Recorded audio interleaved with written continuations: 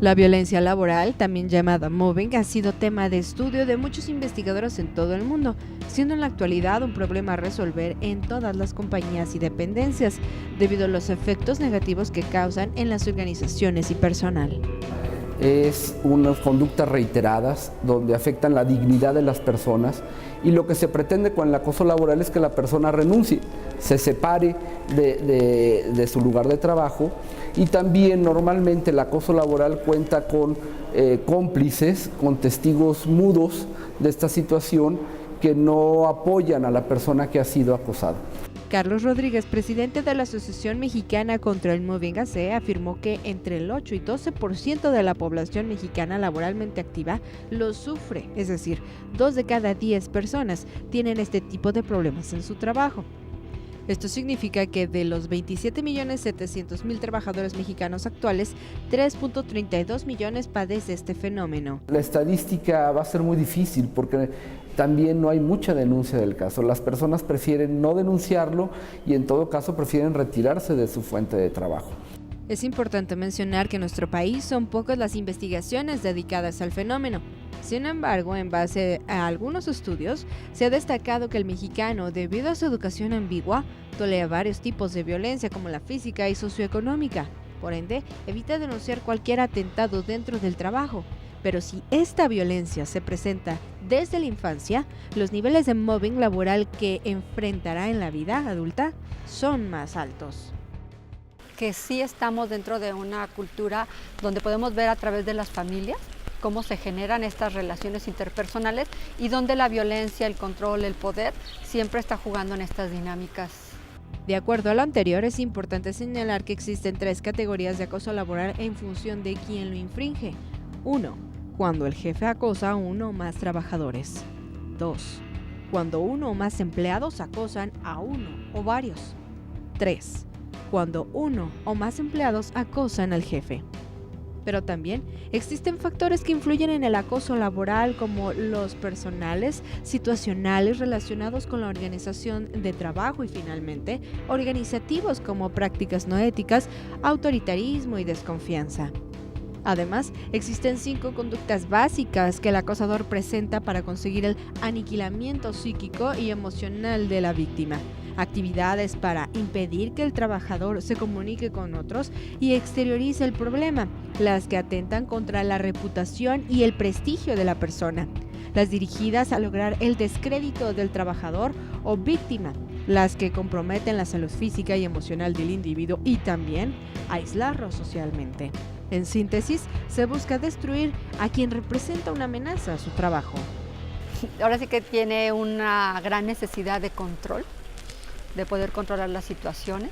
Tiene una personalidad extrovertida en el sentido de que también, no extrovertida únicamente, sino en el manejo de sus impulsos. El comportamiento del mobbing en los centros de trabajo comienza con incidentes críticos y malos tratos. Posteriormente, se pasa al acoso y estigmatización. Aquí el acosador elige a su víctima y realiza ataques de forma continua, ridiculizándole ante los demás. El trabajador, al no tener pruebas de los constantes ataques, pide la intervención de la dirección para resolver el problema, sin éxito alguno. Cuando se tiene un hostigamiento mayor, se solicita la ayuda y diagnóstico de un experto. Al final, la mayor parte de los trabajadores que atraviesan por estas situaciones optan por salir de la empresa o institución, o en su caso, son despedidos. Los efectos que el mobbing tiene sobre la víctima abarcan desde daños psicológicos en la vida social, impactos negativos en la economía y en la esfera profesional. Muestra de ello es el caso de José Hernández. Es una de las tantas víctimas de mobbing que se registran en México. A sus 37 años, sufrió durante más de 7 violencia y discriminación por parte de su jefe directo, hasta que ya no soportó más y tomó la decisión de renunciar. Por las humillaciones, por humillar, me humillaban mucho, me denigraban mucho. ¿De qué manera te denigraban? Pues en forma de, a veces hasta con faltas de ortografía, nos ponían a hacer planas para que nos corrigieran.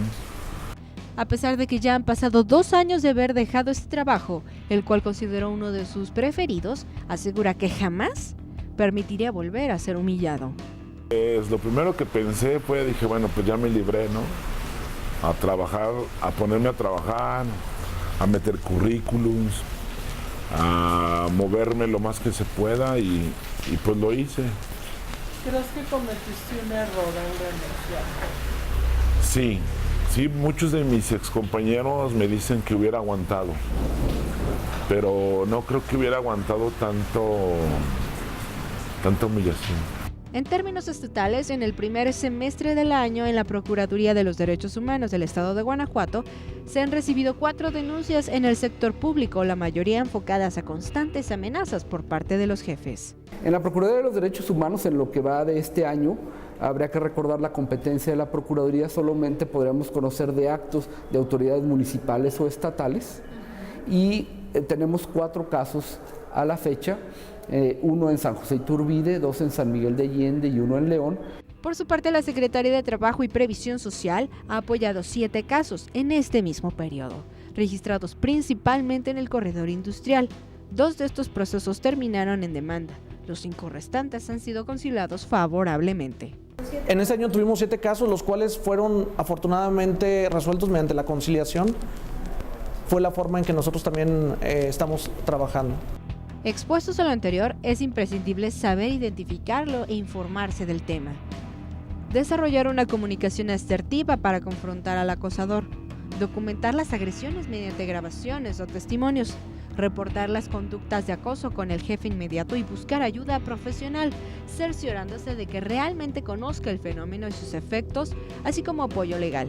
A la par, existen instancias que atienden este tema. En el caso de ser trabajador público, se puede dirigir a la Comisión Nacional de los Derechos Humanos, las Juntas de Conciliación y Arbitraje, Tribunal de lo Contencioso Administrativo y la Secretaría de Transparencia y Cuenta Pública, en donde recibirán atención personalizada. En el caso del sector privado, la Secretaría de Trabajo y Previsión Social y Procuraduría de Atención al Trabajador son las instancias que también apoyan el fenómeno del mobbing.